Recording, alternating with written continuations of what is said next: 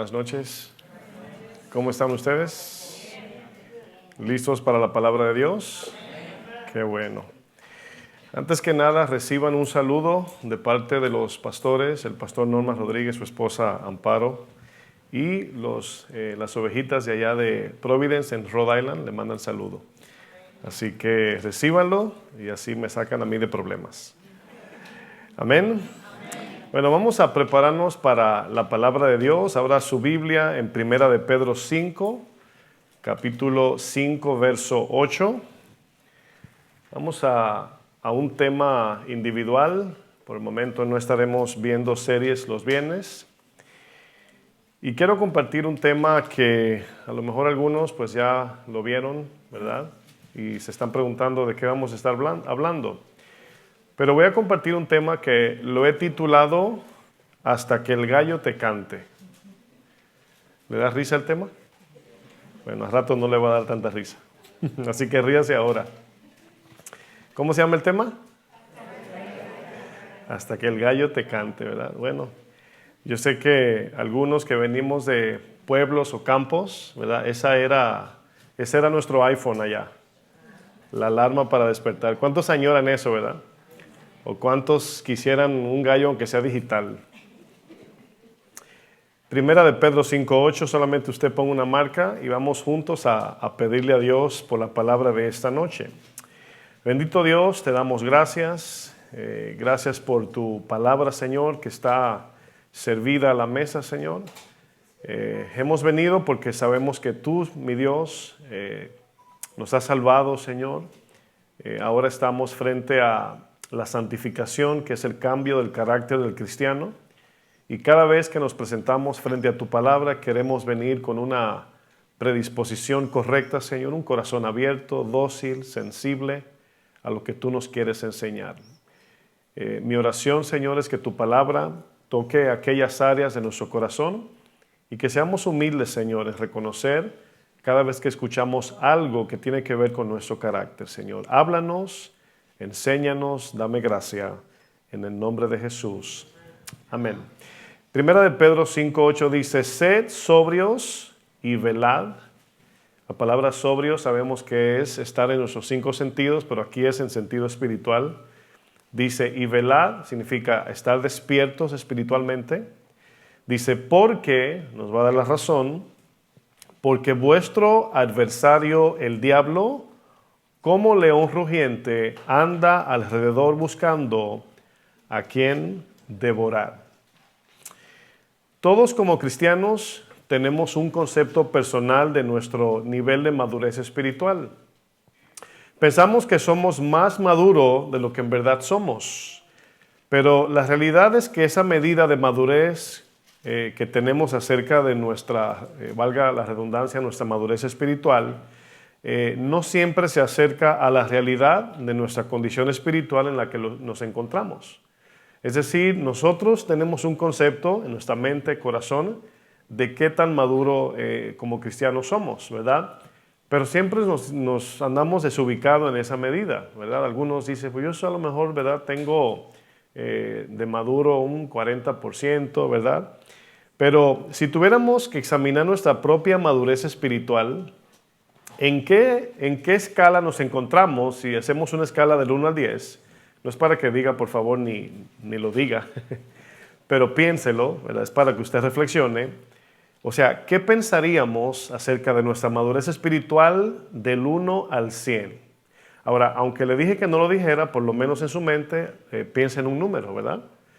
Y cuando estamos frente a una enseñanza como esta, obviamente traemos como una actitud así muy defensiva y ya nos hacemos los más humildes cuando estamos frente a la enseñanza. Pero frente al problema es otra cosa. Frente a las pruebas es otra cosa. Frente a las situaciones que enfrentamos cada día, la actitud es diferente.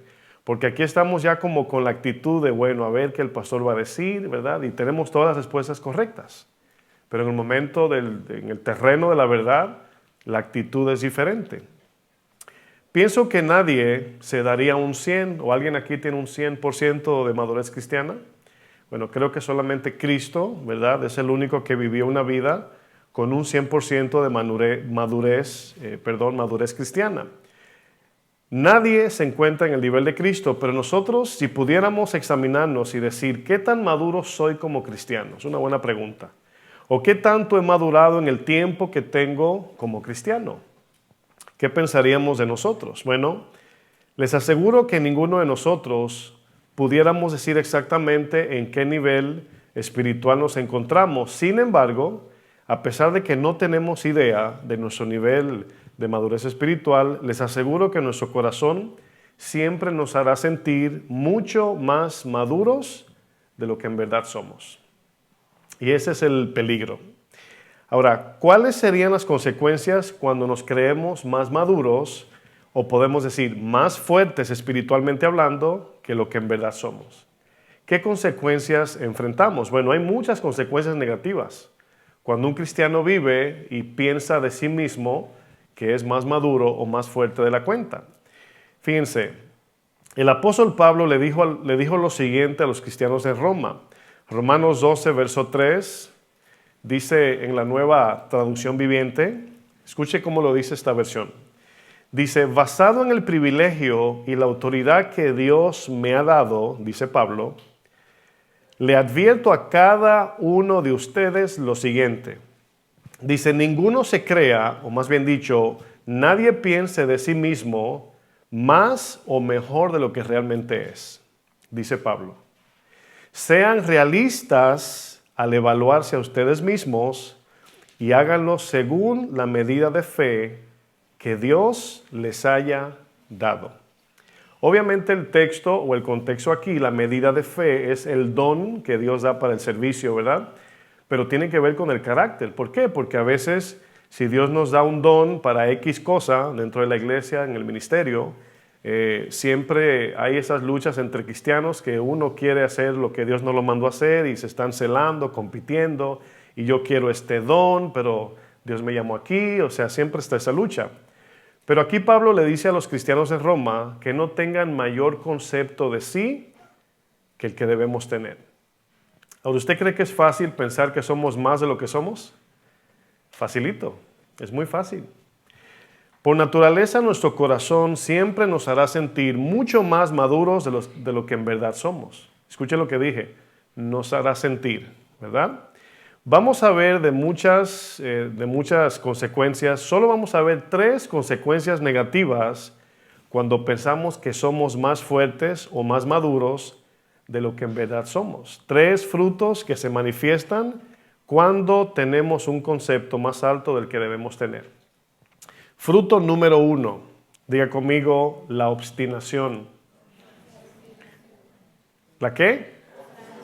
Bueno, ¿qué es la obstinación? Se lo voy a definir.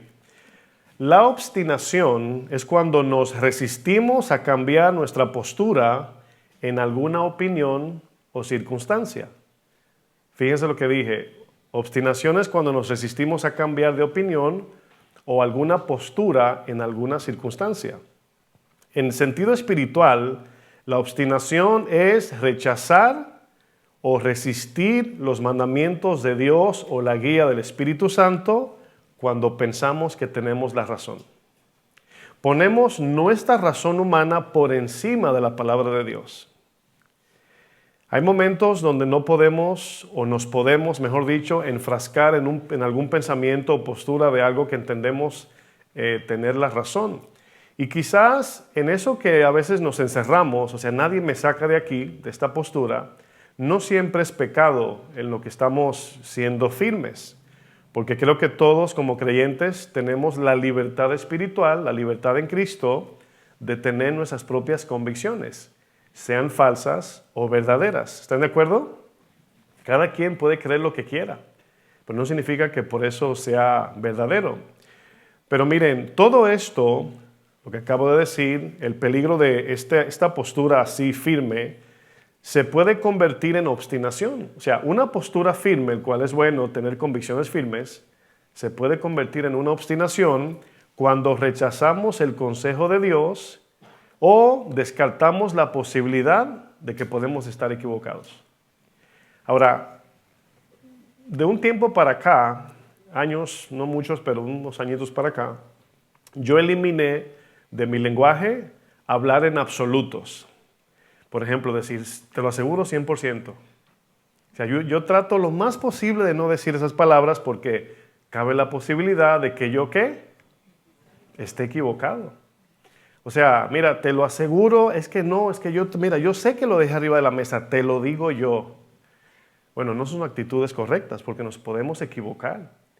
Hay momentos donde nos olvidamos de cosas que en nuestra mente no lo creemos que lo olvidamos. No, es que yo lo dejé ahí. Sí, ahí lo dejaste. Es que, mira, y comenzamos a buscarle vuelta y nos obstinamos. Pero miren, hoy vamos a ver herramientas para no caer en ese error. ¿Quién de nosotros en algún momento no se ha equivocado? ¿Verdad? Nadie, solamente Cristo, ¿verdad? Lo complejo de esto es, escuche esto que voy a decir, es que la obstinación se parece mucho a la convicción. Fíjense qué cosa más, a lo mejor puede ser rara. Le voy a definir lo que es convicción. La definición de convicción es mantenernos firmes y no dejarnos mover de nuestras creencias. Eso es convicción. Obstinación es mantenernos firmes y no dejarnos mover de nuestras creencias. ¿Sí vieron la diferencia? ¿O no? No hay ninguna diferencia en la definición. Pero, ¿cuál es la diferencia de obstinación y convicción? Porque en el cristiano sucede que de repente estamos obstinados y decimos, esas son mis convicciones. Bueno, ¿cuál es la diferencia? Tiene que haber alguna diferencia que lo distinga. La diferencia se encuentra cuando aplicamos dos principios esenciales, cuando estamos así preguntándonos, ¿estoy obstinado o es convicción espiritual? Los dos principios esenciales son la humildad y la mansedumbre. Por ejemplo, los milagros, porque por ejemplo, miren, ser dóciles, lo pongo de esta manera, y humildes en cosas secundarias, es lo que siempre debemos mostrar, humildad, ser dóciles en cosas que no son fundamentales, como por ejemplo los milagros.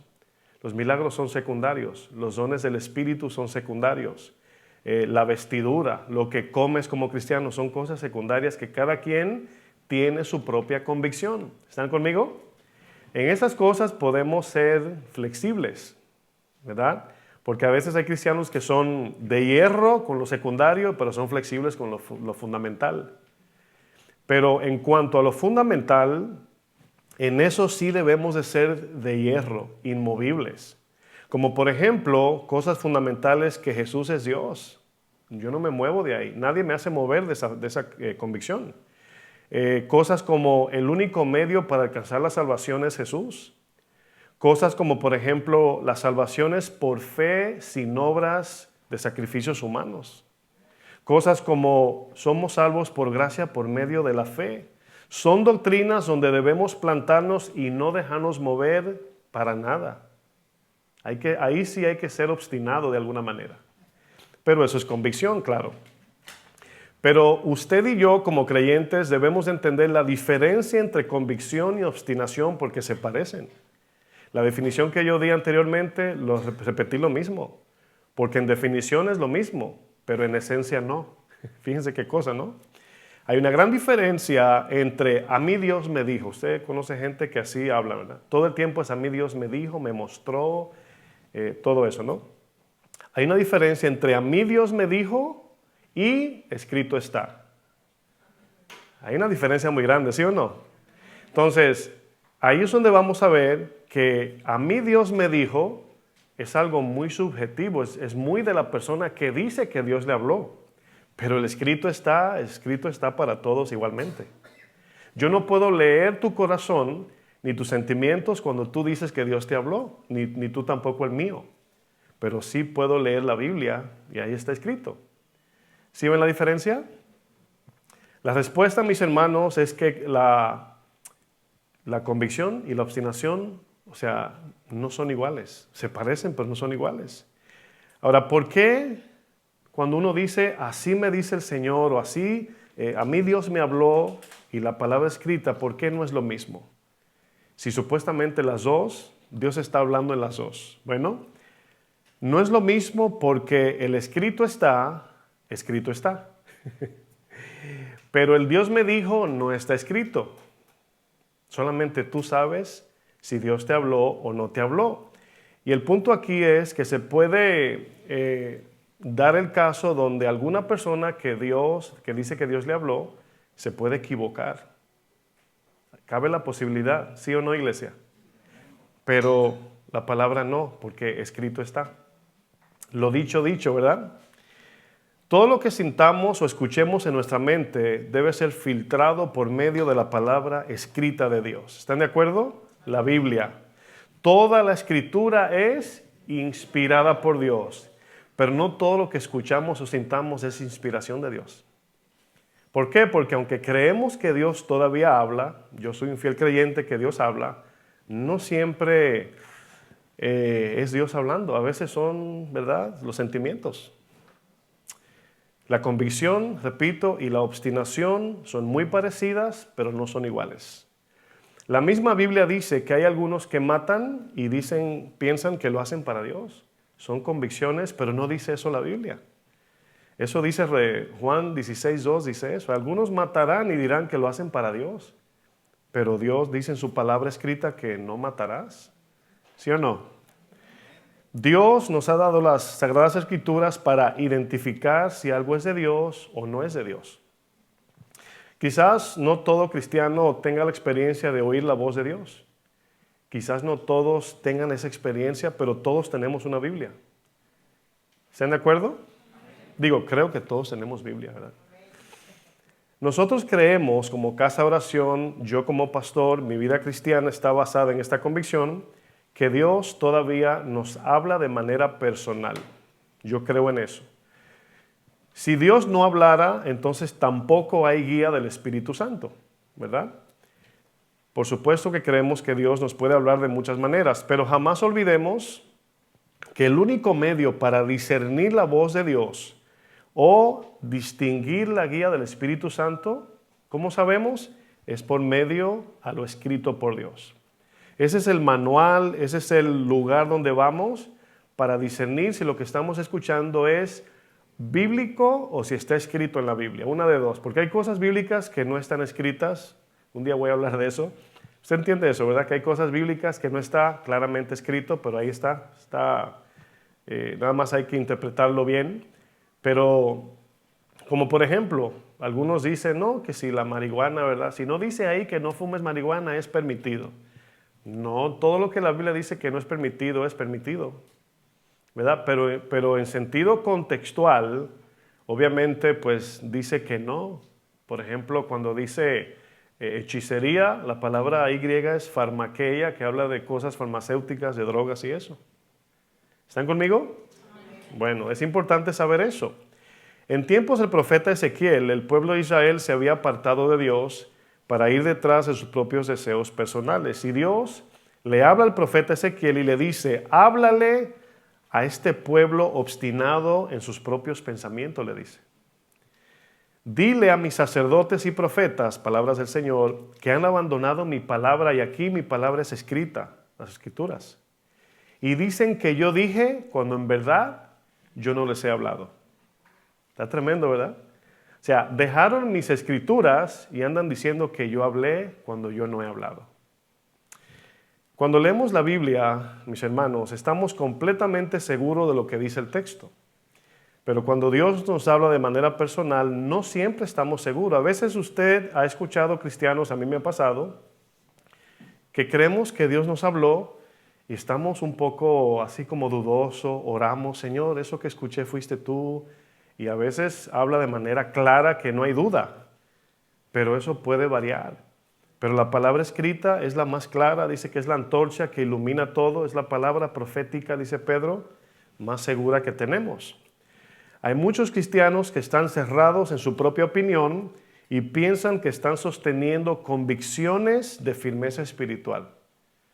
Hay cristianos que usted le puede abrir la Biblia y le dice, pero ahí dice azul. Sí, pero a mí Dios me mostró que es rosado. Y tú dices, pues hasta ahí me alcanza. ¿Sí o no? O sea, ¿qué más podemos hacer? Más nada. La obstinación, repito, se parece a la convicción. ¿Cuántos recuerdan al rey Saúl? ¿Se acuerdan del rey Saúl? Dios le dio una orden al rey Saúl para eliminar por completo a los amalecitas. Ahora, siempre que leemos esa historia, el que no tiene contexto de quiénes eran los amalecitas dice, ay, qué malo es Dios que eliminó hasta los niños, ¿verdad?, pequeños. Sin embargo, lo que le cayó a ellos fue la consecuencia de sus propios pecados. Porque ellos eran los que hacían esto de manera práctica. Se metían en lugares, arrasaban con la cosecha, mataban a todos, incluyendo niños, saqueaban a la gente, eran una plaga sobre la tierra. Y Dios tenía que eliminar esta plaga. Usted, por ejemplo, si le sale un cáncer en el cuerpo y el doctor le dice, mira, tienes una partícula pequeña en el dedo. Y tú le dices, ay, so cute, la partícula, no, déjala ahí, es que está chiquita la partícula, no. O sea, usted no dice eso. Todo lo que traiga ese linaje genético de los amalecitas, había que borrarlo. Los niños sufrieron una consecuencia, pero entendemos que Cristo murió por los niños también. Primera de Samuel 15, versículo 22. Primera de Samuel 15, 22.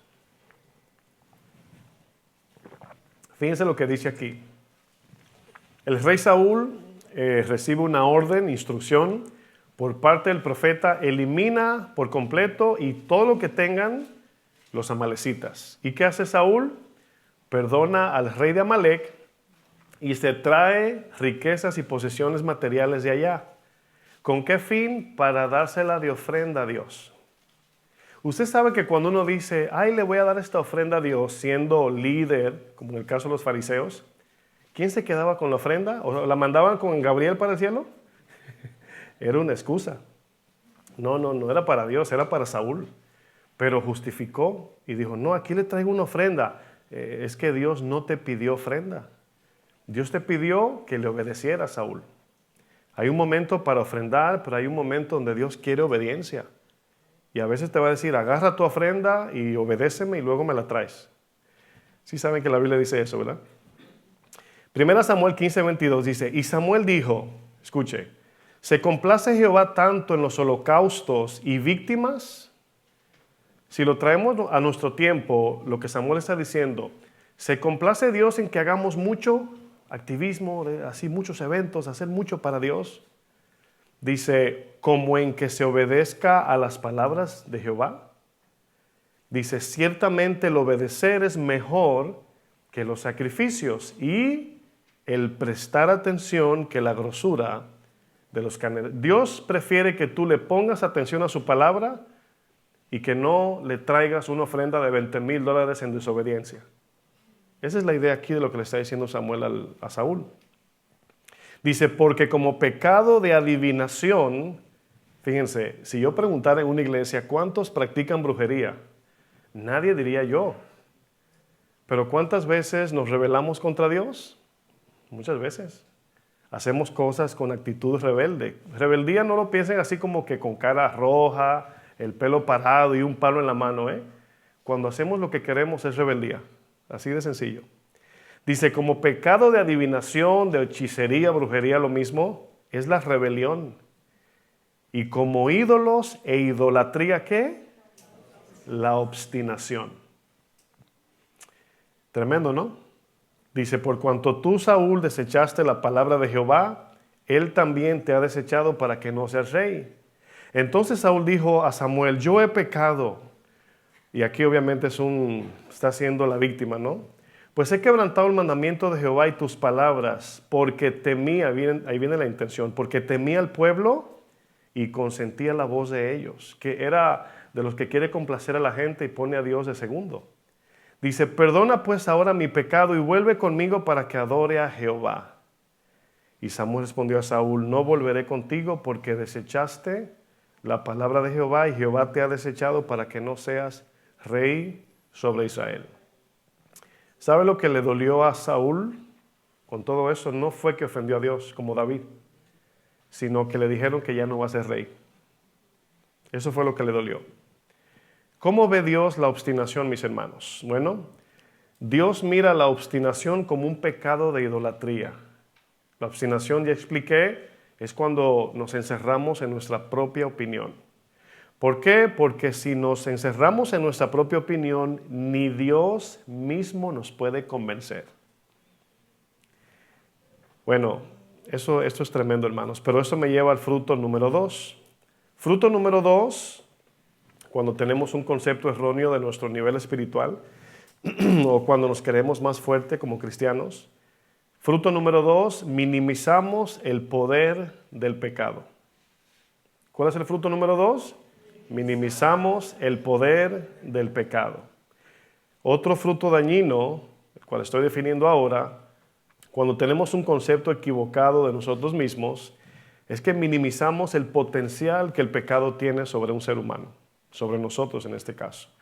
¿Y qué sucede cuando minimizamos el potencial que tiene el pecado? Lo primero que hacemos es caer en una autoconfianza o en lo que llamamos autosuficiencia. Nos confiamos y bajamos la guardia.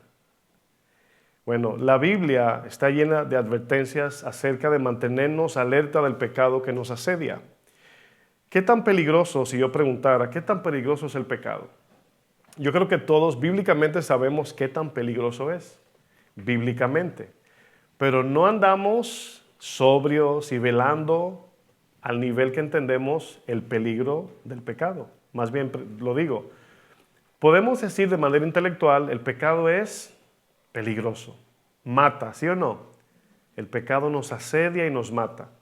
Pero el que nos ve a nosotros, que no es cristiano, y ve cómo enfrentamos el pecado, quizás diga, pero parece que no es peligroso. Porque andamos a veces despistados, desconectados, con la guardia abajo y nos confiamos. Y esto habla de un concepto erróneo de nuestra madurez espiritual o de nuestra capacidad como cristianos. Es por eso que 1 Pedro 5:8, el texto que leímos, dice, tengan cuidado y estén siempre alertas. Fíjense cómo lo dice esta versión. Pues su enemigo, ¿quién es nuestro enemigo? El diablo anda como león rugiente buscando a quien hacerle cosquillas. Esta versión está mal, ¿verdad? Bueno, el león nos asedia, ¿para qué? Fíjense, esa palabra devorar en hispano, del original hispano, significa hacerte pedacitos. Eso hace un león. El león hasta te limpia los huesos después que te come. No deja nada. Esa es la idea de devorar aquí. Pero aquí está haciendo una alusión al diablo, pero igualmente al pecado. O sea, trabajan iguales. Entonces, si nosotros entendemos que el pecado es así de peligroso, nuestra actitud hacia el pecado debe ser diferente, ¿sí o no? ¿No? Podemos rayar en dos errores. Por ejemplo, podemos creernos más maduros o más fuertes de la cuenta, como cristianos, claro. O número 2, desconocer el verdadero significado de la madurez espiritual. Una es, me creo muy cristiano, muy maduro, muy fuerte, y otra es desconocer qué significa ser un cristiano maduro. ¿Por qué? Porque muchos cristianos tienen un concepto muy del mundo acerca de lo que significa madurez. O sea, lo que entendemos en el mundo, humanamente hablando, como madurez, sin darnos cuenta, lo transmitimos al mismo significado de madurez cristiana y no se parecen. Por ejemplo, en el mundo, la madurez consiste en hacernos cada vez más independientes. Así es la madurez en el mundo, ¿sí o no? Cuando yo cumpla 18 me voy de la casa. Son los jóvenes, ¿no? Sin embargo, la madurez cristiana consiste en hacernos cada vez más dependientes de Dios. Completamente contrario al pensamiento del mundo, ¿sí o no? En ocasiones, la Biblia nos habla, por ejemplo, el mundo nos dice, para ser maduro hay que ser adulto. ¿Y qué dijo Jesús? Para ser maduro, cristianamente hablando, hay que ser un niño. Entonces ahí nos damos cuenta que la Biblia en veces, no siempre, pero en veces usa ejemplos así. Parecen contrarios. Como cantábamos hace un momento en la alabanza, Juan el Bautista decía, es necesario que yo mengue y que él crezca. Pero en el mundo es al revés, que todo el mundo mengue y que yo crezca. Entonces siempre estamos con el tema del mundo con un pensamiento contrario. Pero miren, en ocasiones la Biblia usa la analogía de hacernos más niños en el sentido de ser más dóciles, sin malicia, o dejarnos llevar como un niño se deja llevar por la mano por un padre. Esa es la idea de ser niños aquí. Pero muchas veces también usa el ejemplo de que ya seamos adultos en la fe, ¿verdad? Hablando de la madurez. Primera de Corintios 13:11, Pablo dice, cuando yo era niño, y ese cuando yo era niño significa cuando yo era sin entendimiento de Dios, dice, hablaba como niño, pensaba como niño, juzgaba como niño. Mas cuando yo ya fui hombre, es decir, cuando ya maduré, dice Pablo, dejé lo que era de niño. Bueno, el texto parece como si fuera, como que se repite. Obviamente, si maduro, significa que dejo atrás la niñez. Pero fíjense que no es automático en la vida cristiana. El hecho de que cumplamos 40 años, o 50, o 60, o 70, no significa necesariamente que seamos maduros. Hay niños de 80 años y hay hombres de 15 años. ¿Sí o no? Hoy veía un video con mi esposa de un joven cristiano. Él da un testimonio de que quería ser abogado. Y le digo a mi esposa, te lo voy a poner el video sin que lo veas y me dices qué edad tiene ese niño. No le dije niño, pero...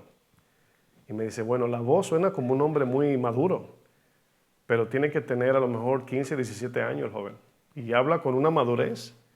Pero hay hombres que tienen 60, 70 y se comportan como niños. No diga amén a eso. Iba a decir primera cristiano, ¿sí vieron ya? Primera de Corintios 14:20. Ya le agregué un libro a la Biblia. Primera de cristiano. Primera Corintios 14:20 dice Pablo, hermanos míos, no seáis niños en el modo de pensar. Ahora sí, usa el ejemplo pero invertido. Dice, no sean inocentes, no sean ingenuos, sino sed niños en la malicia, pero maduros en el modo de pensar. Tener un concepto erróneo de nuestra madurez espiritual o pensar que somos más fuertes de lo que en verdad somos es un error muy peligroso. Esto nos hace cristianos obstinados y nos hace ser imprudentes al minimizar el poder del pecado que nos puede matar. Hay un peligro mortal cuando menospreciamos el potencial del pecado. Un peligro mortal. Pero vamos al fruto número 3. Fruto número 3 es, diga conmigo, sordera espiritual.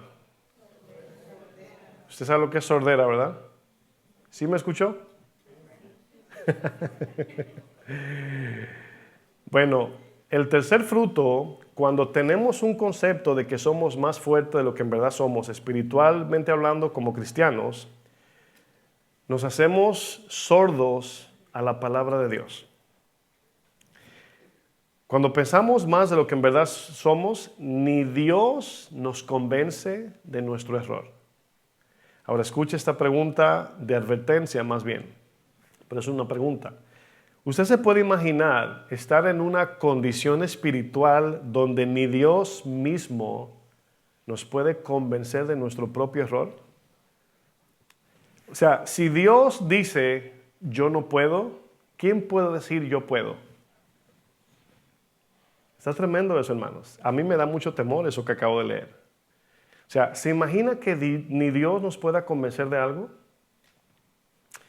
En múltiples ocasiones Jesús usó la frase contra los fariseos, déjalos, son ciegos, guías de ciegos. Es decir, nadie los va a convencer. Eso nos dice que hay posturas del corazón donde ni el mismo Dios nos puede hacer cambiar de opinión. ¿Se acuerda cuando Jesús le dijo a Judas, lo que vas a hacer ya hazlo? Dice, porque ya Satanás había entrado en su corazón. Ni el mismo Judas ya tenía potestad de su propio corazón ya. Jesús intentó entrar en el corazón de los líderes de Israel, pero no pudo. En Juan 8:36 dice, así que si el Hijo os libertare, seréis verdaderamente libres. Le dice, sé que sois descendientes de Abraham, pero procuráis matarme, porque mi palabra, dice el texto, no haya cabida en vosotros. Mi palabra no entra en sus corazones. Recuerden que a quien Jesús le está diciendo esto es a hombres quienes se hacen llamar hombres de Dios, los escogidos de Dios, los responsables de transmitir el mensaje de Dios. Y Jesús le dice, o sea, el mismo Dios, mi palabra no haya cabida en tu corazón. Dice, yo hablo lo que he visto cerca del Padre. La palabra cerca, que usted ve en la Reina Valera, significa en relación con. Significa esa palabrita tan sencilla, cerca del Padre. Y vosotros hacéis lo que habéis oído cerca de vuestro Padre. Y aquí Satanás le está diciendo. O sea, yo oigo lo que mi Padre en relación de unidad me dice. Pero ustedes responden a lo que ustedes y su padre, Satanás en este caso, le dice que hagan.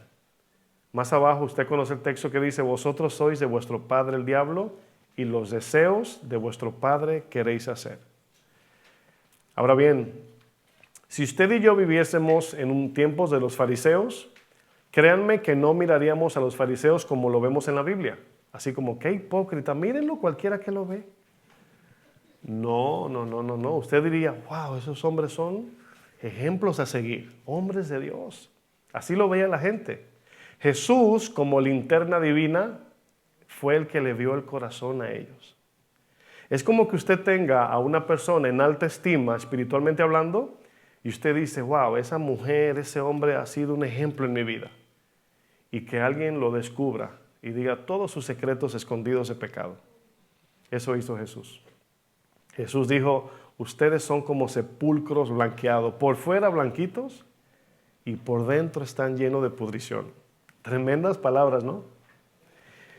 Según Jesús, mis hermanos, la obstinación es abrirle el oído a Satanás mismo. O sea, no es que el obstinado no oye a nadie, el obstinado no oye a Dios, pero le abre el oído a Satanás y al pecado. Estos que no querían oír a Jesús, Jesús le dice, pero ustedes sí escuchan a Satanás. ¿Se están dando cuenta de la implicación aquí? Lo cierto es que no fueron solamente los escribas y fariseos que se enfrascaron en su obstinación ante Jesús. Los discípulos de Jesús, aunque claro, por razones distintas, diferentes, pero también se obstinaron en sus propios pensamientos, olvidaron el famoso proverbio que dice, no te hagas sabio en tu propia opinión, teme a Jehová y apártate del mal. Después de la cena del Señor, Jesús les anuncia a sus discípulos que iba a ser entregado en manos de líderes de Israel para ser atormentado y matado, y que a causa de esto Jesús les dice, todos los discípulos me van a abandonar. Eso le dice el Señor. Pero los discípulos se resistieron a pensar que esto era posible. Como quizás muchos de nosotros no nos imaginamos que podemos caer en X pecado.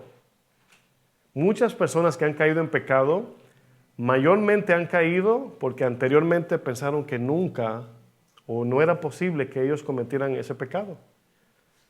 Acuérdense que Satanás comienza a jactarnos a nosotros de nuestra madurez espiritual y que tú eres fuerte y tú eres inteligente y tú conoces la Biblia y tú no necesitas a ningún pastor, etcétera, etcétera. Pero, pongan atención aquí. Pero acuérdense, mis hermanos, es la voz de Satanás estimulando tu ego para que resbales. Porque luego que caes, luego dice, ¿cómo pude haber caído aquí? Como David que se confió. ¿Están entendiendo la implicación y lo importante de eso, hermanos? Los discípulos tenían un concepto completamente erróneo de sus capacidades espirituales. Los discípulos hasta este punto, claro, ignoraban la debilidad de su carne, desconocían el poder del pecado y desconocían el poder de Satanás. El cabecilla de toda esta jactancia heroica era nada más y nada menos que Pedro, nuestro hermano Pedro. Por supuesto, mis hermanos, que los discípulos seguían a Pedro. Pedro era el cabecilla, el que influenciaba, y él decía, Pedro decía por aquí, y ellos decían por aquí, detrás de Pedro. Y usted diría, pues yo no soy como Pedro. Bueno, si no eres como Pedro, eres seguidor de Pedro. Porque los discípulos donde Pedro iba, ahí ellos iban. Las intenciones de Pedro, hermanos, para no poner a Pedro como lo peor, eran correctas, ¿verdad? Es como cuando el niño ve al papá y a lo mejor a otro compañero cargando un refrigerador Y el niño de 5 años dice, papá, tíramelo, yo lo agarro, ¿verdad? Sí. Y el papá se ríe, lo mira y dice, ay, mijo, si te tiro ese huevo frito, ¿verdad? Y así le decimos al Señor, yo puedo, Señor.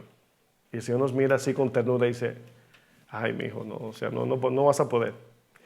Pero los discípulos pensaban, inicialmente, especialmente Pedro, que ellos podían dar su vida por Jesús, porque en sus mentes, entiendan, ellos pensaban que iban a guerra, y era a pelear que iban. Y estaban acostumbrados, especialmente Pedro, parece a reaccionar. Pedro es de los que cuando alguien subía un poco el tono de la voz, ya Pedro cerraba los puños y miraba a ver con qué le iba a dar. Ese era el carácter de Pedro. El domingo vamos a hablar de algo en ese tema, en esa línea. Pero Pedro se creía Superman cuando en verdad tenía que ser Supermancito, ¿verdad? Pedro quería aplicar sus experiencias de pescador en el ministerio de Jesús. Pedro no entendía que él debía de ser débil para ser fuerte. No lo entendía. Yo quiero que usted, de alguna manera, usted se ponga en los zapatos de Pedro o en las sandalias, ¿verdad? Y usted piense como Pedro por un segundo para que usted entienda que Pedro veía todo como pan comido. Señor, déjamelo a mí. Cuando lleguen yo, déjamelo a mí. Esa era la actitud de Pedro, hermanos. Tenía una confianza en sí mismo desmedida y por eso era imprudente.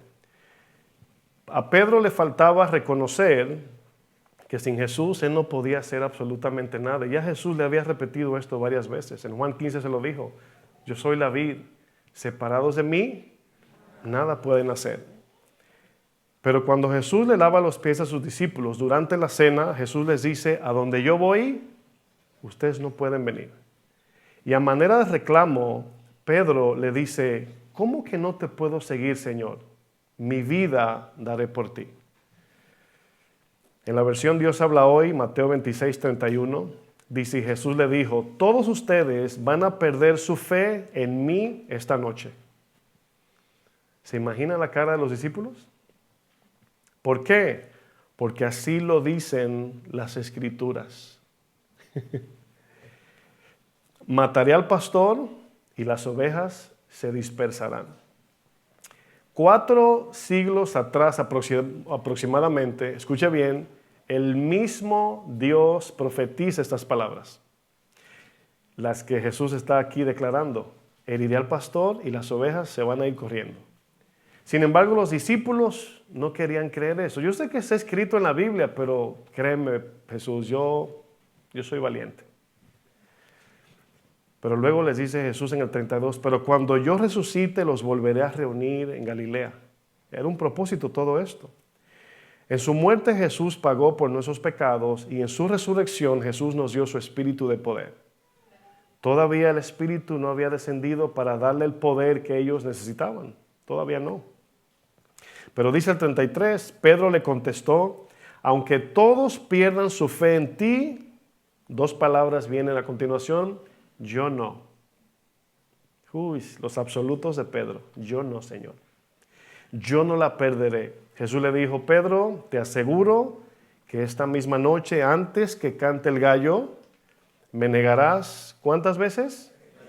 3 veces. Pedro afirmó obstinadamente, aunque tenga que morir contigo, no te negaré. Y todos los discípulos decían lo mismo. El tercer fruto que estamos viendo, hermanos, de creernos más fuerte de lo que en verdad somos, es el fruto de la autoconfianza. O le podemos llamar autosuficiencia. Este fruto nos hace completamente sordos a la palabra de Dios. Sordos. Pedro no escuchaba cuando Jesús le decía, Pedro, te aseguro que esta misma noche me negarás 3 veces. Pedro oía un sonido que salía de la boca de Jesús, pero Pedro no estaba poniendo atención a las palabras de Jesús. Pedro no estaba con el corazón abierto diciendo, o sea, el que detiene la tempestad, el que despierta demonios, el que multiplica los panes, el que multiplica peces, me está diciendo algo que va a acontecer. ¿Qué debo hacer yo humildemente? Creerle. Por eso le seguí. Por eso le siguieron, porque todo lo que Jesús decía se cumplía 100%. Y Pedro dice, Señor, aunque tú digas eso, no va a ser así. Te lo digo yo, Pedro. Y muchos de nosotros tenemos esa actitud de que pensamos que podemos solo. Cristianos que no piden consejo es porque piensan que pueden solo. Cristianos que no oran es porque piensan que no necesitan a Dios. Cristianos que no se congregan, que no abren la Biblia, etcétera, etcétera. Es una actitud de que podemos sin Dios. Y ahí ya no nos da tanta risita como al principio porque nos mete a todos en ese barco, ¿sí o no? O sea, cuando yo no oro, ¿qué le digo al Señor? En inglés decimos, I got this. Señor, yo lo hago. La actitud de Pedro. Pedro estaba convencido de que él podía serle fiel a Jesús hasta la muerte sin la necesidad de Dios. Ese era su convencimiento, pero ¿sería eso convicción u obstinación? Muy claro, era una obstinación de Pedro. No era convicción. ¿Por qué? Porque las convicciones vienen por la palabra de Dios y se manifiestan el fruto para la gloria de Dios, para cambiar nuestro carácter y para salvación de los demás. Eso es convicción. La convicción bíblica produce gloria a Dios, frutos en el cristiano y evangeliza a los que no conocen del Señor. ¿Cómo sabemos eso? Porque Jesús dijo, miren los frutos, escrito está. Pedro y los demás discípulos, quienes fueron arrastrados por las emociones de Pedro, pensaban que iban a ir a guerra, pensaban que iban a pelear, y es por eso que ustedes ven a un Pedro sacando espadas, cortando cabeza. Ellos no sabían que Jesús obtendría la victoria sin levantar un dedo, sin defenderse. Jesús iba a ganar nuestra salvación. Recordemos cuando Pedro le corta la oreja al siervo del sumo sacerdote. Jesús es apresado por orden del sumo sacerdote y vinieron a buscar a Jesús. Cuando le echan mano, obviamente Pedro, desde que vio que se movió una hoja, ya andaba así. Así andaba Pedro, ¿verdad? Ya con la espada en la mano. Y movido por sus impulsos, sacó la espada y le quiso cortar la cabeza a un siervo llamado Malco. En Mateo 26:51 dice, pero uno de los que estaban con Jesús, extendiendo la mano, sacó su espada, ese es Pedro, e hiriendo a un siervo del sumo sacerdote, le quitó la oreja. No dice se la cortó, se le llevó un pedacito, le quitó la oreja. Obviamente Pedro no dijo la izquierda o la derecha. Le tiró a la cabeza, fue a la cabeza que le tiró. Parece que hizo así, le llevó la oreja. Y le dice en el 52, entonces Jesús le dijo, vuélvete tu espada a su lugar, Pedro, porque todos los que tomen espada, a espada perecerán. Ahora, antes de seguir leyendo, yo quiero que usted vea un principio que se esconde en el texto. Está implícito. La reacción de Pedro indirectamente le está diciendo a Jesús, Señor, yo no te necesito, yo puedo defenderme solo. Señor, esto lo resuelvo yo ahora mismo. ¿Pero cómo? De la manera más carnal posible. Violentamente, agresivamente, opresivamente. Esa es la actitud de Pedro. Estamos diciendo indirectamente a Jesús, Señor, yo lo hago, yo puedo solo. Tú solamente búscame el trabajo que yo me encargo de lo demás. No, mis hermanos. Necesitamos que nos busque el trabajo, que nos dé las fuerzas, que nos cuide del mal, que nos dé la capacidad de inteligencia para trabajar, que nuestros pulmones respiren, que Él nos mande el oxígeno, etcétera, etcétera, etcétera. Lo necesitamos a Dios, ¿para qué? Para absolutamente todo en la vida, hermanos, para todo. Pedro le decía, Señor, yo no sé multiplicar peces, pero yo le corto la cabeza al siervo. Pero fíjense lo que dice. Jesús le dice, ¿acaso piensas que no puedo? Siempre me paro ahí porque Pedro está defendiendo a Jesús como si Jesús necesitara ayuda. ¿Acaso piensas que no puedo ahora orar a mi Padre y que Él no me daría más de 70,000 ángeles? 12 legiones. Pero ¿cómo entonces se cumplirá la escritura de que es necesario que así se haga? Pedro, es necesario que esto acontezca. Podemos aprender mucho acerca del carácter de Pedro, ¿sí o no? Hasta pena de Pedro me da porque en la serie de las emociones lo tenemos ahí a Pedro con las orejas calientes en el cielo y dice, ya, Pastor Fleming, suéltenme, ¿verdad? Quizás pensemos que Pedro es un personaje especial con situaciones de una personalidad que ninguno de nosotros podamos tener. No, Pedro es de una época donde la gente era así. No, mis hermanos. No, Pedro es el prototipo de los cristianos imprudentes, cristianos que se creen fuertes y que piensan que ellos sin el Señor pueden resolver sus propios problemas. Son los maduros en la fe. Y finalmente la prueba los noquea o nos noquea. Pedro es el prototipo de muchos cristianos que luchan con el mismo carácter. Pero aún si no eres como Pedro, serás como uno del resto de los discípulos. Nada más te recomiendo que no seas como el que traicionó a Jesús. Pero de todos los discípulos, nosotros encajamos en algún carácter. Y yo no sé por qué, pero escucho a muchos que dicen, yo soy más como Pedro. Yo soy más como Pedro, ¿verdad? No hay aquí el apóstol del amor aquí, ¿verdad? Pero vamos a ver más a fondo, antes de terminar, lo que la Biblia nos muestra acerca de la negación de Pedro. Lo primero que vemos es el carácter imprudente y emocional de Pedro. Aquí es donde la Biblia nos dice que no le demos lugar al diablo, dice la Biblia. ¿Qué significa eso? Significa que Satanás busca una puerta abierta en nuestro corazón para entrar y usarnos como instrumento de iniquidad. Satanás vio a Pedro orgulloso, desordenado y dice, no, por aquí me voy. Por ejemplo, en David Satanás vio su orgullo y por eso lo incitó a que se ensara. Es decir, Satanás utilizará tu debilidad y la mía para él llevar a cabo su plan. Ananías y Zafira y a Judas lo movió por la codicia. El mismo Pedro es el que confronta a Ananías y Zafira y le dice, ¿por qué permitiste que Satanás pusiera esto en tu corazón, Ananías y Zafira? Bueno, por la codicia, por la codicia. Si usted analiza la historia de Ananías y Zafira, y usted se la imagina en su mente, ¿cómo pasó eso? ¿Cómo fue que Satanás depositó eso en el corazón de ellos? A simple vista no se ve como lo leemos. En el momento fue una codicia natural del corazón caído. Vendimos la casa en 1,000,000. Nadie sabe. Démosle 500,000. Así de sencillo. Y cuando van, el Espíritu les revela a los apóstoles, porque no fue Pedro, ni Pablo, ni nadie que le pidió el dinero. Fue Dios que le pidieron o pusieron el deseo. No fue que Dios la pidió. Dios puso el deseo de que vendieran sus propiedades para el avance del Evangelio a nivel mundial que nos alcanzó a nosotros. ¿Se dan cuenta por qué cayeron muertos? Porque un tropiezo a que el Evangelio no avance no nos alcanza y nos vamos al infierno, por así ponerlo.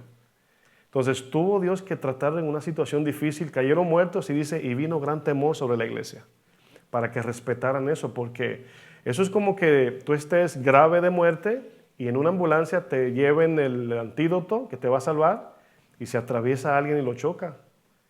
Espiritualmente hablando, así mismo es.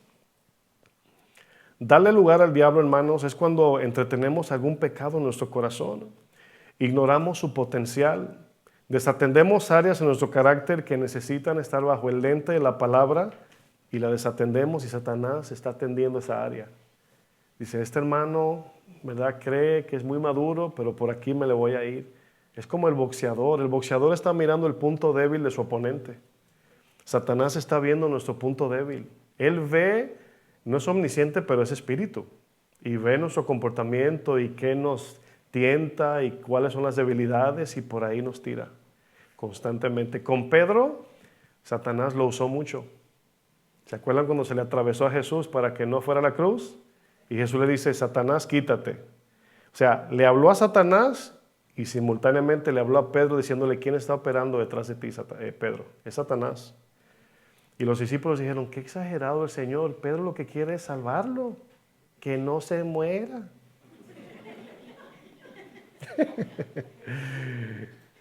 Ay, hermanos.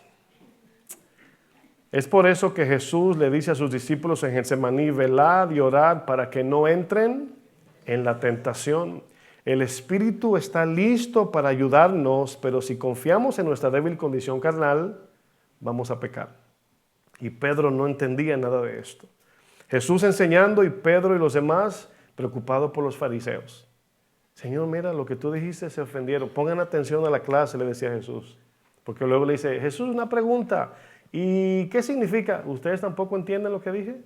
por estar pendiente a lo que no tienen que estar pendiente. Más o menos así le dice el Señor a sus discípulos. Pedro tenía su confianza puesta en sus capacidades y valentía humana.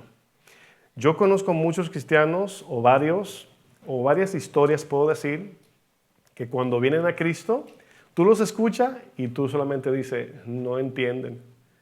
Dice, no, mira, el Señor, yo sé, yo en Dios voy a hacer, porque mira, cuando yo hacía en el mundo esto, yo sé que ahora yo como cristiano lo voy a hacer en la iglesia.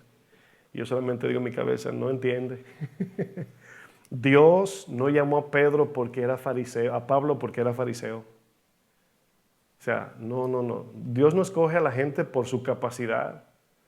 Dios nos llama por gracia. O sea, no fue como cuando él le dice a Pedro, Pedro, ustedes eran pescadores de peces, ahora serán pescadores de hombres. Y Pedro le dice a Andrés, fue por eso que nos llamó. Sabe que somos expertos en la pesca.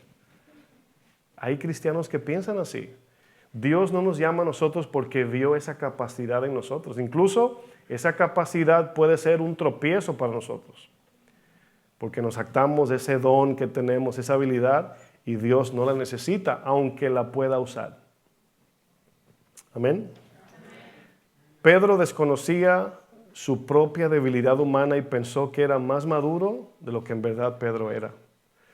Ya Jesús le había dado la advertencia a Pedro cuando Pedro quiso detenerlo de la muerte. Ya conocemos esa historia.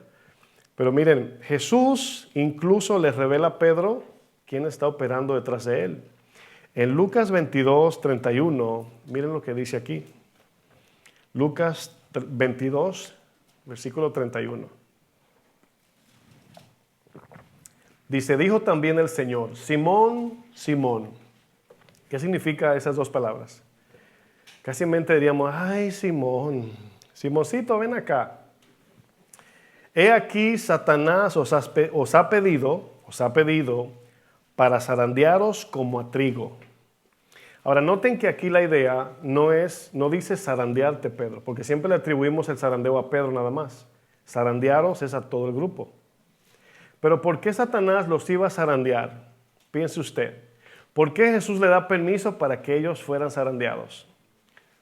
Por su autoconfianza, para que ellos aprendan. Dice Jesús, pero yo he rogado por ti para que Satanás no te ponga un solo dedo. ¿Sí conoces esa doctrina? Yo soy cristiano a mí. Bueno, pregúntale a Job.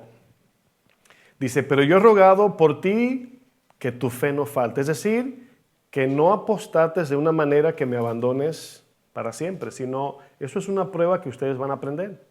Porque luego lo dice, y tú una vez vuelto, arrepentido, cuando reconozcas, Pedro, dice, confirma a tus hermanos. Como ellos te siguen, tú eres el líder, tú lo vas a ayudar a volver a mí.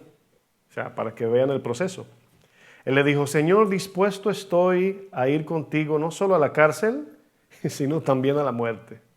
Y él le dijo, Pedrito, te digo que el gallo no cantará hoy antes que tú niegues 3 veces que me conoces.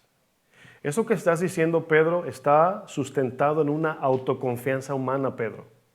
En el momento que enfrentes la prueba, eso se te va a ir de la mente y me vas a negar 3 veces.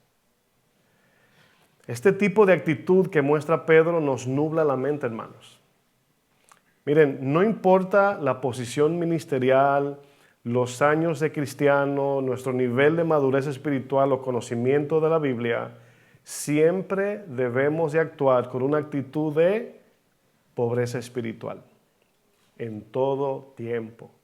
Y mientras más maduros, entre comillas, más reconocer lo que somos pobres en espíritu, más dependientes de Dios, más reconocer, porque usted sabe que mientras más usted conoce la Biblia, más usted se conoce a usted. Mientras más usted lee, usted dice, ay, sigo encontrando cosas en mi corazón. ¿A cuánto le pasa? Esa es la madurez. Vamos conociendo más de nuestro carácter caído. El peligro que aprendemos de Pedro, hermanos, para no repetirlo, es que Pedro, al estar enfrascado en su opinión, no captaba las palabras que Jesús les estaba diciendo. Lo que Jesús le decía, le pasaban por arriba. No le escuchaba. Pedro oía, pero no ponía atención a lo que Jesús le estaba advirtiendo. Qué tremendo, mis hermanos, cuando algún cristiano cae en el error de que ni siquiera a Dios puede escuchar. Si un cristiano, porque obviamente es un cristiano, un no cristiano pues no ha nacido de nuevo, no quiere, se entiende, pero un cristiano que uno perciba que no quiere escuchar ni la palabra, yo creo que no hay más que decirle. Dios tratará con esa persona. Viene una pregunta para nosotros, para ir sobre el final. Pregunto a cristianos, ¿cómo es que llegamos a despertar de esta clase de obstinación, autoconfianza y sordera espiritual en la que nos podemos encontrar? ¿Cómo salimos de esto? O sea, si yo mismo no veo, estoy sordo y ciego espiritualmente, si no escucho a Dios, ¿qué hace Dios con esta situación? Si nada nos puede convencer de nuestro error obstinado, ¿qué hace Dios con nosotros, sus hijos, para sacarnos de este error? Porque somos cristianos, ¿cierto? Los que son. Lo que Dios hace, hermanos, escúcheme bien porque ya voy sobre el final. Lo que Dios hace es permitir que enfrentemos una prueba que nos meta en un pozo muy profundo de donde solamente Dios nos puede sacar. Cuando somos cristianos, al no cristiano no pasa nada. Pero nosotros sí, Dios va a hacer algo porque Él es nuestro Padre. Y dice, ¿qué padre que ama a su hijo no lo disciplina? Y si tu hijo no entiende, ¿qué vas a hacer? Pues vas a buscar 1000 maneras para que entienda. O sea, no lo vas a abandonar porque es tu hijo, es tu hija. ¿Sí o no, padres? Dios no nos va a abandonar, va a tratar con nosotros. ¿Cómo? Él no quiere que sea de manera fuerte. Él quiere que sea de manera dócil, obedeciendo su palabra. Pero a veces nos sacude y nos da una enfermedad, nos enfermamos un ching y ¡ay, estoy muriendo! No, no te estás muriendo. Pasa que tienes mucho miedo. Pero a veces sí Dios sacude de manera que lo que Dios hace, mis hermanos, lo que Dios hace es que nos permite caer en un pozo profundo del que solamente Dios nos puede sacar y nos deja allí hasta que te cante el gallo. ¿Ya entendió el tema? Y volvamos en sí. Jesús sabía que nada podía convencer a Pedro. Pedro cabezón, obstinado, impulsivo. Llamémosle el buen Pedro, ¿verdad? Que nos representa a algunos de nosotros. Si no somos exactamente como Pedro, tenemos áreas como Pedro. ¿Sí o no, iglesia? Jesús sabía que Pedro no iba a ser convencido de su obstinación. Jesús sabía que Pedro necesitaba que le cantara el gallo. Pedro se encuentra con la realidad de lo que Jesús repetidas veces le advirtió, Mateo 26, 69. Fíjense lo que sucedió a Pedro. Dice, Pedro estaba sentado afuera en el patio y se le acercó una criada diciendo, tú también estabas con Jesús el Galileo. Mas él negó delante de todos diciendo, no sé lo que dices. Saliendo él a la puerta, le vio otra y dijo a los que estaban allí, también estaba con Jesús el Nazareno, pero él, Pedro, negó otra vez con juramento, o sea, te lo juro que no lo conozco. Estas son dos cosas increíbles, ¿no? En un momento el Pedro heroico, con la capa de Superman, tenía que ser ¿qué? Supermancito, ¿verdad? Pero no, era Superman. No, yo, Señor, y luego al rato estaba Supermancito delante de la gente. Y fíjense lo que dice. Dice, no lo conozco. Versículo, dice, verdaderamente tú también, verso 73. Un poco después, acercándose los que por allí estaban, dijeron a Pedro, verdaderamente también tú eres de ellos. Porque aún tu manera de hablar te descubre. Ya Pedro tenía algo del discipulado. Pedro necesitaba ahora el poder divino del Espíritu Santo. No lo tenía como él pensaba, para lo que él pensaba que podía en sus fuerzas hacer. Es por eso que en Hechos 1:8 le dice, y recibiréis poder cuando haya venido sobre vosotros el Espíritu Santo, entonces podrán entregar sus vidas por mí. Pero aquí todavía Pedro nada más tenía el intelecto, ¿verdad? El lenguaje, ¿verdad? El lingo, como dicen algunos en inglés. Dice, entonces él comenzó a maldecir, y aquí salió la carne, y a jurar, no conozco al hombre, no lo conozco, ni lo he visto ni por Facebook. Y enseguida, ¿qué pasó? Cantó el gallo. Entonces, esa palabra es un puente donde despertamos. Entonces Pedro le amaneció. ¿Se dan cuenta de lo bonito de la Biblia, hermanos? ¿A qué hora canta el gallo? ¿A la salida de quién? Del sol. En Isaías, si mi memoria no me falla, dice hasta que le amanezca, hasta que entiendan. O sea, cuando le amanezca, entonces se van a arrepentir. Significa cuando entendamos, cuando seamos iluminados por la verdad de Dios. Es una referencia al alba, cuando el sol va saliendo. Así nuestra vida va. Ahora mismo estamos en este mundo con el sol bajando. Y a la hora más oscura estamos cerca de la venida del Señor. Pero para el cristiano, dice Tesalonicenses, que vamos así como de día, el sol va saliendo, espiritualmente vamos creciendo y somos más luz, más claros, y Dios se va viendo más a través de nosotros. Entonces Pedro se acordó de las palabras de Jesús que le había dicho, antes que cante el gallo me negarás 3 veces, y saliendo afuera, ya no era el Pedro Superman. Dice el texto, lloró amargamente, es decir, lloró como un niño. Lloró como un niño. Amargamente lloró. ¿Por qué dice amargamente? Arrepentido. Ahí fue que Pedro entendió que él no podía sin Jesús. Cuando le cantó el gallo. ¿Cuántos recuerdan al hijo pródigo que se fue de casa obstinado? Quien por su propia rebeldía cayó tan bajo que ni la sobra del desecho de los cerdos le daban de comer. Y Lucas 15, 17 dice, y volviendo en sí. Le despertó, o sea, le amaneció también. Y ahí cayó en cuenta. O sea, hay un momento en nuestra vida donde estamos en tinieblas, no entendemos y nos dicen y oran por nosotros y no hagas esto y no hagas... Y tú, sí, amén, gloria a Dios, a su nombre, gloria, levanta las manos, traes la ofrenda y a lo mismo. No esperemos que nos cante el gallo. ¿Usted cree que debemos esperar que nos cante el gallo? Yo sé que es obvia la respuesta, ¿verdad? Claro que no. Pero Dios es tan bueno que Él nos va a proteger. Y a veces Dios nos protege del peligro, a veces nos protege de las cosas de este mundo, pero hay momentos donde nos tiene que proteger de nosotros mismos y nos tiene que meter en un pozo profundo. ¿Usted cree que José era muy? José pasó por un proceso, era su carácter también. Vemos al José, el hombre de Dios, pero era presumido. Cuando tuvo el sueño dijo, ay, a mí el Señor me habla de esta manera, no sé a ti. ¿Ha visto cristianos así? A mí Dios me muestra, a mí Dios me habla. Él conmigo, si todo es una especialidad. A José lo pasó por un proceso, a su niño mimado. Dios va a tratar con nosotros, hermanos. ¿Usted lo cree? Pero no tiene que ser cuando el gallo nos cante. Puede ser obedecer en el momento que Dios nos habla, ser obedientes, dóciles.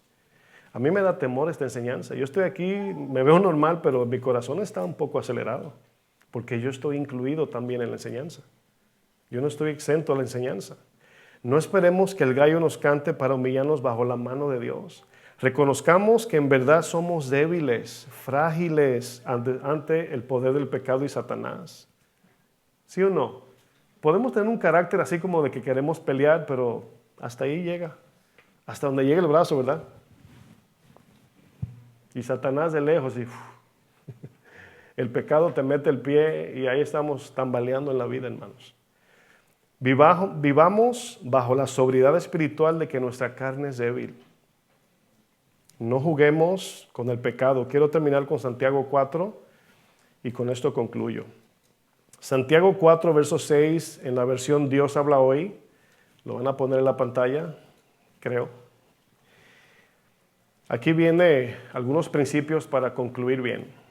Principios prácticos como tarea.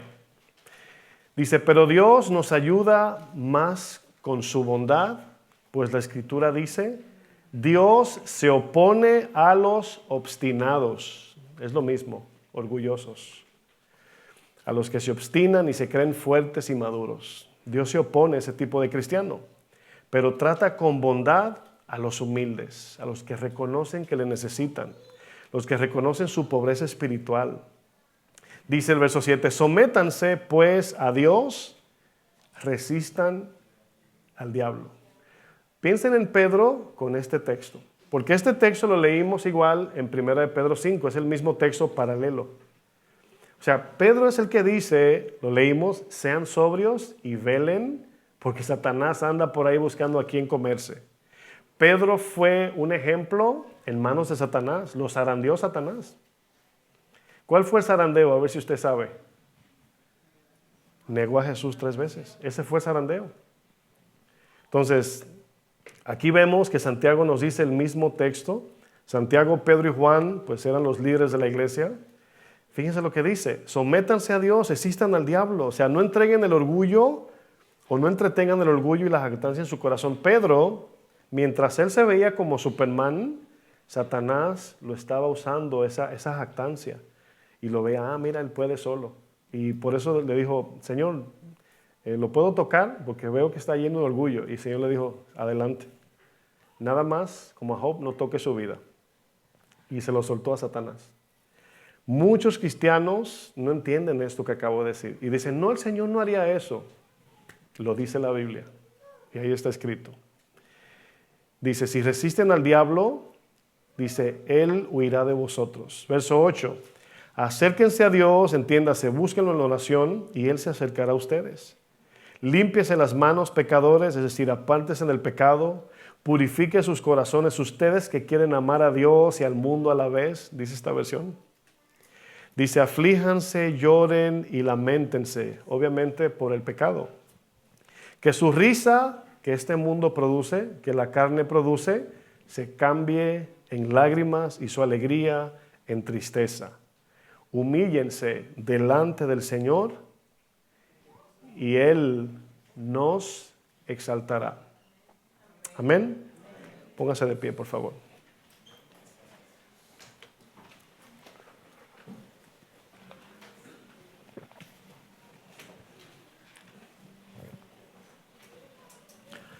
Perdón que le maté la nostalgia del gallo. Cuando uno viaja a algún país y escucha un gallito, mi esposa decimos, oye. Nos acordamos de nuestros países, ¿no?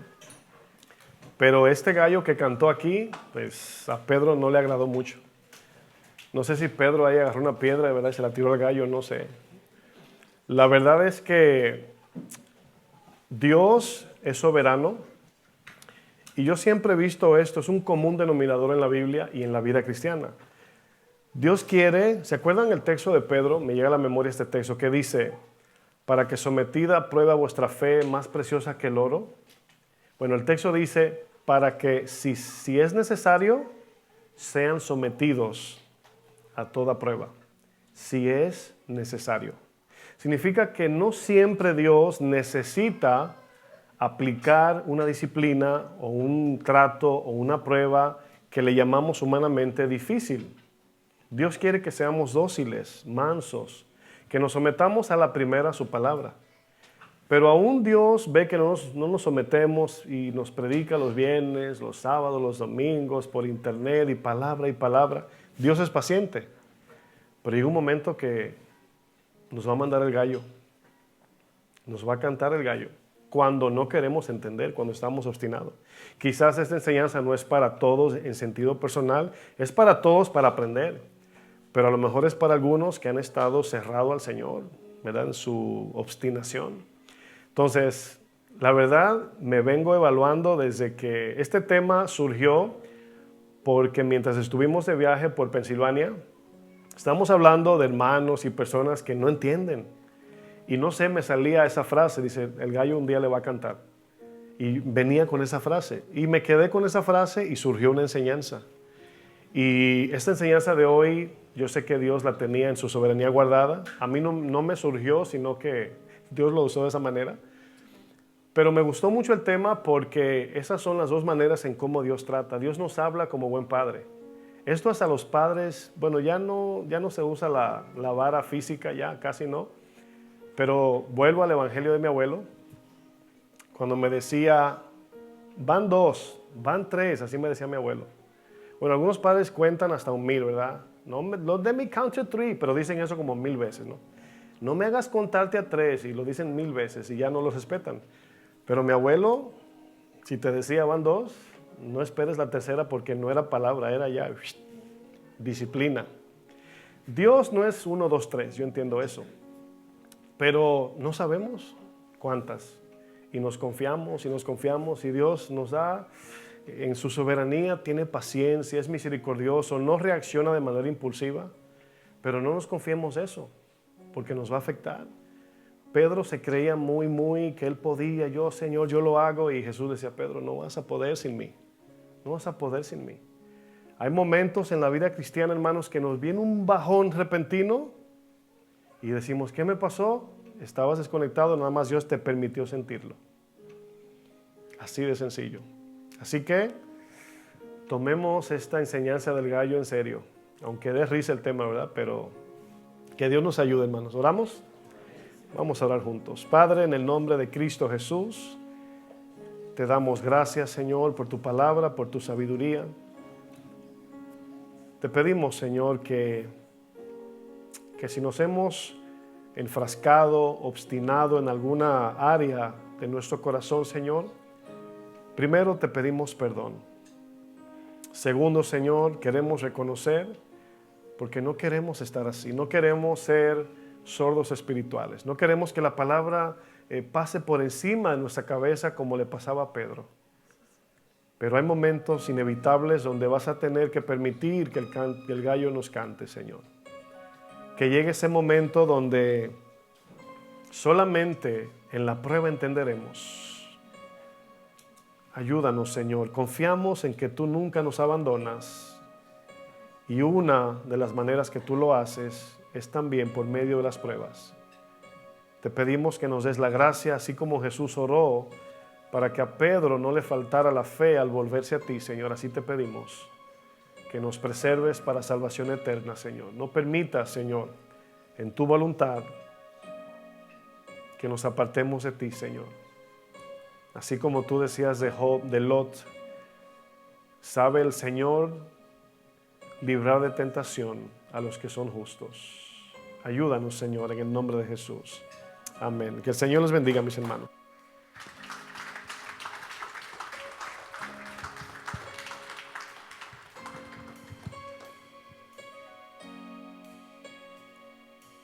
Aquí estamos, Señor. Nuestros corazones humillados delante de ti, Señor. Cantemos juntos. Santo eres, Señor,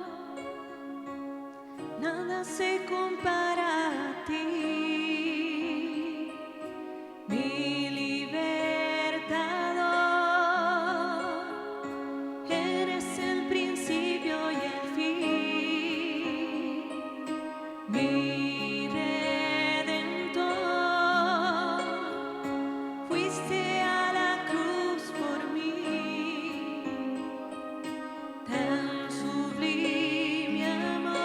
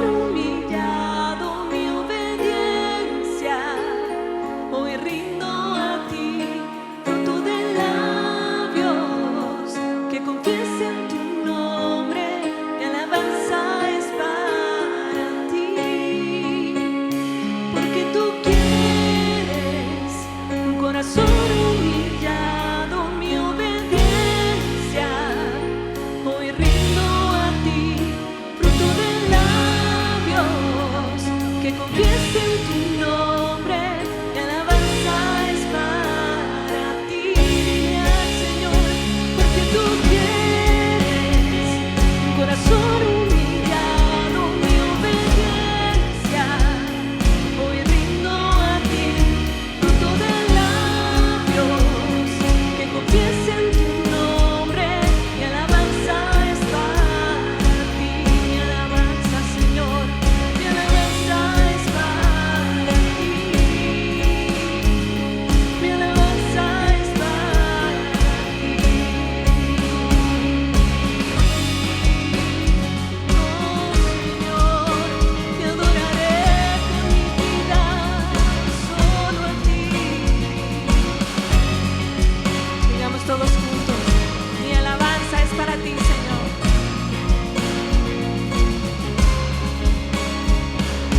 Mi alabanza es para ti, es para ti, es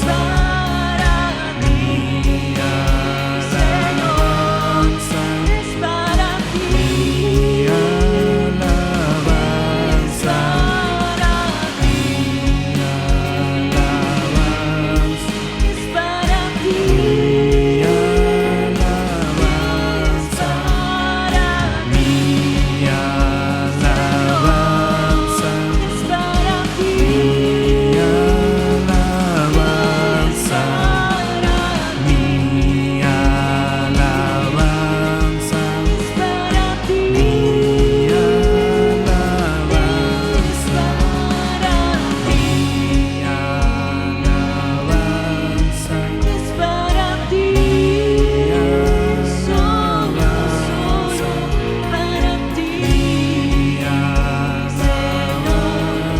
es para ti, es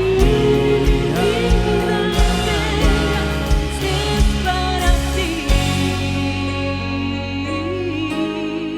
solo para ti, mi Señor. Todo es para ti, Señor. Gracias te damos, Señor, por ese llamado de atención que tú has traído esta noche para nosotros, Señor. Ayúdanos, Dios. Te necesitamos a ti, Señor. Te necesitamos, Señor. Ayúdanos, Señor, a obedecerte, a vivir para ti en verdad, Señor. Somos débiles, lo reconocemos, pero en ti, Señor, somos fuertes.